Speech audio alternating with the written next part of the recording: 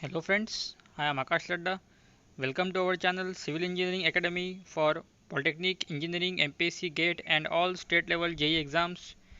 In Amravati, we are providing classes at Madhuprabha Complex, Garganagar, Amravati, and for any further admissions, please contact on the below number to register your seat.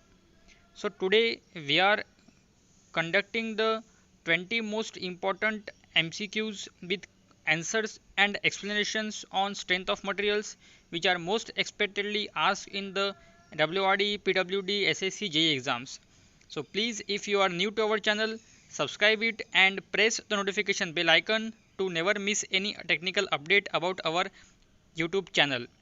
So, and furthermore, we are providing very important lectures on WRD, PWD, SSC, JEE exams. So please visit our channel page and watch all the technical lectures on technical subjects. So we will start our first question. First question is, if a material has identical properties in identical directions, in all directions, it is said to be. Options are homogeneous, elastic, isotropic, orthotropic. So guys, its correct answer is isotropic, because when the properties are same in all directions it is isotropic, and when the properties are same in identical directions then it is homogeneous. Means if the properties of material are identical in identical directions only, it is said to be homogeneous material. Okay, so its correct answer is isotropic. Second question, which property of material enables it to be drawn into wires with the application of tensile force? मतलब हम ऐसे कौन से material को अगर tensile force लगाते हैं तो उसको थीन वायर्स में हम कन्वर्ट कर सकते हैं? तो इसका आंसर रहेगा डक्टिलिटी, क्योंकि डक्टाइल मटेरियल जो रहता है उसको अगर अपन टेंसाइल फोर्स लगाते हैं तो उसको हम थीन वायर्स में कन्वर्ट कर सकते हैं। जैसे कि स्टील के ऊपर अगर आप फोर्स लगाते हो तो स्टील के ऊपर जितना आप स्टील को प्रेस करोगे उतना वो थीन वायर में कन्वर्ट हो जाएगा।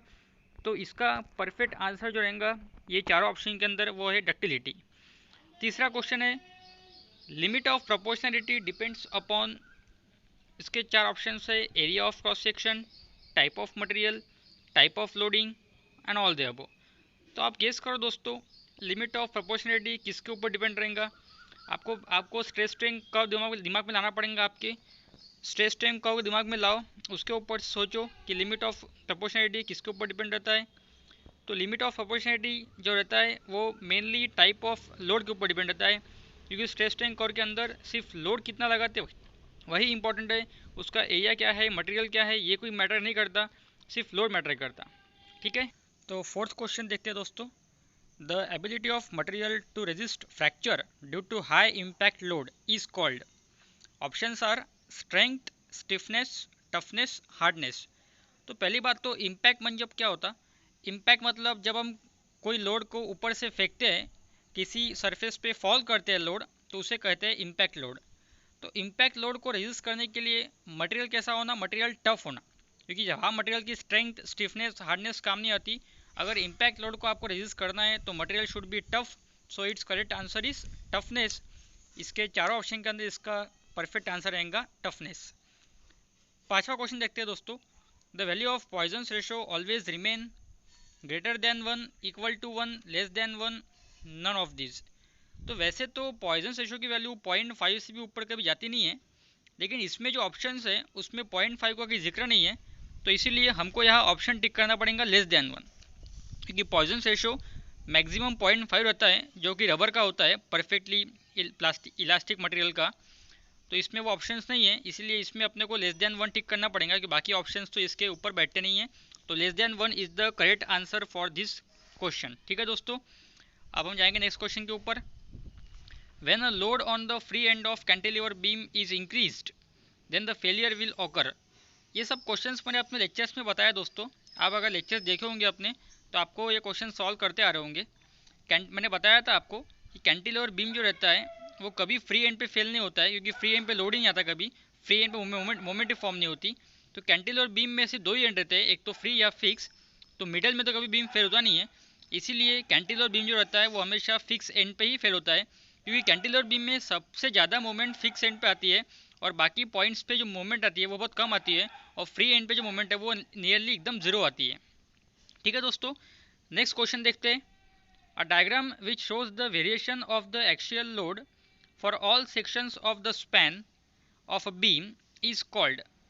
तो एक्सियल लोड को रिप्रेजेंट करने वाला डायग्राम कौन सा होता है? जैसे शेयर फोर्स को रिप्रेजेंट करने वाला डायग्राम होता है शेयर फोर्स डायग्राम, वैसे ही एक्सियल फोर्स को अगर आपको रिप्रेजेंट करना है तो इसमें जो 4 ऑप्शंस दिए हैं आप लोगों को, इसमें करेक्ट ऑप्शन रहेगा थ्रस्ट डायग्राम। एक्सियल फोर्स मतलब उसको बोलते हैं अपन थ्रस्ट। तो एक्सियल फोर्स को रिप्रेजेंट करने वाला डायग्राम जो होता है उसे कहते हैं अपन थ्रस्ट डायग्राम। और ठीक है, इसके अंदर 4 ऑप्शन जो दिए हैं उसमें थ्रस्ट डायग्राम इसका करेक्ट ऑप्शन है। नेक्स्ट क्वेश्चन देखते हैं दोस्तों। Deflection in beam is maximum where the slope is. इसका आपको पता हो गया होगा आंसर। सबसे ज़्यादा डिफ्लेक्शन कहाँ आता है? जहाँ स्लोप हमेशा जीरो होता है। अगर किसी पॉइंट पे स्लोप जीरो है तो वहाँ डिफ्लेक्शन मैक्सिमम आता है, अगर वहाँ डिफ्लेक्शन जीरो है तो वहाँ स्लोप मैक्सिमम आता है। तो इसमें ये चारों में से जीरो आंसर जो है वो आपका करेक्ट आंसर है। स्लोप अगर जीरो रहेगा तो डिफ्लेक्शन हमेशा मैक्सिमम आएगा दोस्तों। ठीक है, स्लोप एंड डिफ्लेक्शन में ये बातें बहुत इंपॉर्टेंट रहती है, और बाउंड्री कंडीशंस क्या होती है ये भी बहुत इंपॉर्टेंट होता है। तो आप अपने लेक्चर्स पे जाके देख सकते हो बाउंड्री कंडीशंस वगैरह क्या होती है, वो पढ़ाया मैंने। नेक्स्ट क्वेश्चन देखते हैं अपन। Strength of beam is proportional to square of its. Strength of beam जो होती है वो प्रोपोर्शनल किसको होती है? उसके लेंथ को होती है, विड्थ को होती है, डेप्थ को होती है, या नन ऑफ दिस। तो कोई भी बीम की स्ट्रेंथ जो होती है दोस्तों वो बेसिकली डेप्थ पे डिपेंड होती है, क्योंकि डेप्थ को हम कम ज़्यादा कर सकते। विड्थ जितना हमारा वॉल थिकनेस होता है उतना हमको बीम का विड्थ रखना ही पड़ता है। इसीलिए अगर किसी चीज़ को हम कम ज़्यादा कर सकते, कांस्टेंट नहीं रख सकते, तो वो है डेप्थ। लेंथ को भी हम एक रेस्ट्रिक्शन तक कम कर सकते, लेकिन डेप्थ अपने हाथ में है। अपने को बीम कैसा डिज़ाइन करना है, सिंगल रेनफोर्स, डबल रेनफोर्स, उसके ऊपर से भी अपन डेप्थ को कम ज़्यादा कर सकते। तो उसका करेक्ट ऑप्शन डेप्थ है दोस्तों। ठीक है, अब नेक्स्ट क्वेश्चन पे जा रहे हैं हम लोग। The shape of cable under uniformly distributed load is distributed horizontal load is. तो केबल के ऊपर जब आप यूडीएल लगा रहे हैं, केबल के ऊपर जब यूडीएल लगा रहे हो, केबल भी एक प्रकार से बीम ही है, केबल भी टेंशन मेंबर ही है। तो केबल पे जब आप यूडीएल लगाते हैं तो cable is just like a beam. तो बीम में अगर आप यूडीएल लगाते हो तो शेप कैसा आता है? बीएमडी का पैराबोलिक आता है। डिफ्लेक्शन कैसा होता है? पैराबोलिक होता है। तो यहाँ पर भी अगर आप केबल पे यूनिफॉर्मली डिस्ट्रीब्यूटेड लोड लगा रहे हो तो इसका जो डिफ्लेक्शन कर्व है वो पैराबोलिक ही बनने वाला है। तो इसका परफेक्ट आंसर है पैराबोलिक। ठीक है, next question. The stress at which extension of a material takes place more quickly as compare to the increase in load is called. अगर आप स्ट्रेस स्ट्रेन कर्व देखे होंगे तो स्ट्रेस स्ट्रेन कर्व पे yield point ऐसा point होता है जिसके ऊपर स्ट्रेन तो बढ़ता है लेकिन स्ट्रेस कम होता है। तो आपको ऐसा पॉइंट बताना है जहाँ एक्सटेंशन तो बढ़ रहा है लेकिन जो स्ट्रेस है वो नहीं बढ़ रहा है। तो जहाँ पे बहुत एक्सटेंशन हो रहा है लेकिन स्ट्रेस नहीं हो रहा है फॉर्म, तो ऐसा जो पॉइंट होता है उसको बोलते हैं अपन यील्ड पॉइंट। तो स्ट्रेस स्ट्रेन कर्व के अंदर यील्ड पॉइंट ऐसा होता है जिसके अंदर एक्सटेंशन तो होता है लेकिन स्ट्रेस फॉर्म नहीं होता। ठीक है दोस्तों, next question. The ratio of modulus of rigidity to modulus of elasticity मतलब जी और ई फॉर पॉइजन रेशो मतलब म्यू इज इक्वल टू 0.25। अगर आपको म्यू दिया है 0.25 तो जी अपॉन ई का रेशो क्या आने वाला है दोस्तों? तो अगर म्यू 0.25 दिया है तो आपको E is equal to 2g 1 plus mu का इक्वेशन लगाना है। उसको सॉल्व करके आपको जी अपॉन ई का आंसर मिलेगा यहाँ से 0.4। आप इसको सॉल्व करो पेपर पेन लेके, आपको E is equal to 2g 1 plus mu का रिलेशन लगाना है और वहाँ म्यू पुट करना है 0.25, तो आपको जी अपॉन ई का आंसर मिलेगा 0.4। ठीक है, इसको सॉल्व करना, कुछ डिफिकल्ट है तो कमेंट में पूछना। Next question. In an experiment it is found that bulk modulus of material is equal to its shear modulus. The Poisson ratio is. अगर बल्क मॉडुलस और शेयर मॉडुलस मतलब जी होता है, ठीक है, शेयर मॉडुलस को बोलते हैं अपन मॉडुलस ऑफ रिजिडिटी मतलब जी। तो अगर के और जी सेम दिए तो पॉइजन रेशो कितना आएगा? तो यहाँ आपको इक्वेशन लगाना पड़ेगा ई इज इक्वल टू यहाँ पे इक्वेशन लगाना पड़ेगा वो वाला, mu is equal to 6k plus 2g upon 3k minus 2g। यहाँ लगाना पड़ेगा mu is equal to 6k plus 2g upon 3k minus 2g। तो यहाँ से आपको मिलेगा इसका आंसर है 0.125। ठीक है, वो इक्वेशन लगा देना और इसका आंसर आपको मिलेगा 0.125। उसके बाद में है value of Poisson ratio for glass is. तो ग्लास के लिए पॉइजन रेशो की जो रेंज है, जो वैल्यू की रेंज रहती वो रहती है 0.2 से 0.27 थे दोस्तों, 0.2 से 0.3, 0.2 से 0.27, 0.27 टू 0.3, 0.33, ये चारों में से करेक्ट ऑप्शन है 0.2 टू 0.27। तो ये जो पॉइजन रेशियो रहता, इसके सारे मटेरियल की वैल्यूज मैंने बताया लेक्चर्स के अंदर, तो आपने लेक्चर्स देखे होंगे तो आपको पता चल गया होगा इसका आंसर है 0.2 से लेके 0.27 तक, जो एक ग्लास के लिए पॉइजन रेशियो का रेंज है। ठीक है, नेक्स्ट क्वेश्चन पे आते हैं हम लोग। The relation between radius of curvature, bending moment and flexural rigidity is given by, ये भी पढ़ाया मैंने आपको अपने लेक्चर्स में। आपको इक्वेशन देखना होगा एक m/i is equal to E/r, वहाँ से अगर आप E इंटू आई मल्टीप्लाई करते हो, m/i is equal to E/r है दोस्तों, तो E into I upon R हो जाएगा और इधर बचेगा सिर्फ m। तो ये एक पॉसिबिलिटी बनती है, बाकी सब ऑप्शन देखते हो जो थर्ड नंबर का ऑप्शन बनता है सिर्फ m is equal to E I upon R. इसको सॉल्व करोगे आप m upon I is equal to E upon R को, सो सिर्फ थर्ड नंबर का ऑप्शन जो है वो इसमें से बनता है। तो इसका करेक्ट ऑप्शन थर्ड नंबर का है m is equal to E I upon R. उसके बाद में इसी से रिलेटेड क्वेश्चन है एक, the in for a beam the term m upon E I is, m upon E I को क्या बोलते हैं हम लोग? बहुत से लोग इसको क्या बोलते हैं, रिजिडिटी बोलते हैं, लेकिन रिजिडिटी जो है ना दोस्तों वो सिर्फ ई आई होती है। ई आई का मीनिंग होता है रिजिडिटी। यहाँ पूछा है अपने को m अपॉन ई आई, तो मैंने अभी जस्ट अपना लेटेस्ट लेक्चर जो है उसमें बताया था m अपॉन ई आई का मीनिंग होता है 1 upon are. m upon E I को बोलते हैं 1 अपॉन आर और 1 अपॉन आर को बोलते हैं कर्वेचर। तो इसका करेक्ट ऑप्शन दोस्तों है कर्वेचर। कर्वेचर को सिंबल बोलते हैं अपन 1 अपॉन आर या उसको बोलते हैं अपन कापा। ठीक है, नेक्स्ट क्वेश्चन पे जा रहे हैं हम लोग।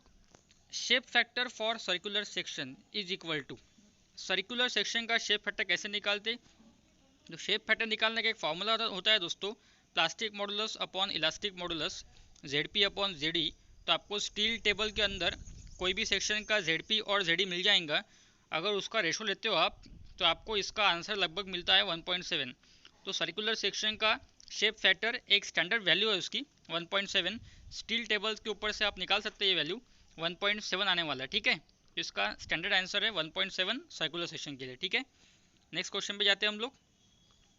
A beam is said to have been subjected to pure bending, कल ही बताया था मैंने, ये अपने लेटेस्ट सेक्शन में बताया था कि बीम प्योर बेंडिंग पे सब्जेक्ट है। ऐसा हम कब बोल सकते हैं? जब shear force is constant throughout the span, या फिर load is applied at the mid span only, load is applied as UDL throughout the span, none of this. तो इसका आंसर आएगा दोस्तों shear force is constant throughout the span. कभी अगर shear force constant है तो वहाँ bending moment भी कांस्टेंट होता है। शेयर फोर्स कांस्टेंट है इसका मतलब क्या है कि शेयर फोर्स जीरो होना चाहिए, क्योंकि शेयर फोर्स जीरो रहेगा तभी क्या होता है, बेंडिंग मोमेंट मैक्सिमम आता। तो कंडीशन क्या है उसकी, शेयर फोर्स जीरो और बेंडिंग मोमेंट मैक्सिमम। तो फर्स्ट ऑप्शन करेक्ट है उसका। ठीक है, what is the nature of shear stress distribution diagram in a rectangular beam? Shear stress distribution diagram कैसी होती है रेक्टेंगुलर बीम की? तो रेक्टेंगुलर बीम का बेंडिंग स्ट्रेस तो ट्रायंगुलर होता है, वैसे ही रेक्टेंगुलर बीम का शेयर स्ट्रेस कैसा होता है, पैराबोलिक होता है। रेक्टेंगल का पैराबोलिक होता है, सर्कल का भी पैराबोलिक होता है और ट्रायंगल का भी पैराबोलिक ही होता है। तो शेयर स्ट्रेस डिस्ट्रीब्यूशन रेक्टेंगल का, सर्कल का, ट्रायंगल का सबका होता है पैराबोलिक। तो आपको कोई भी आया इसके अंदर रेक्टेंगल, ट्रायंगल, सर्कल, तो उसका आंसर क्या रहेगा, पैराबोलिक ही रहेगा। ठीक है, तो अब हम नेक्स्ट क्वेश्चन पे देखेंगे। नेक्स्ट क्वेश्चन आपके स्क्रीन पे स्लाइड होगा अभी थोड़ी देर में।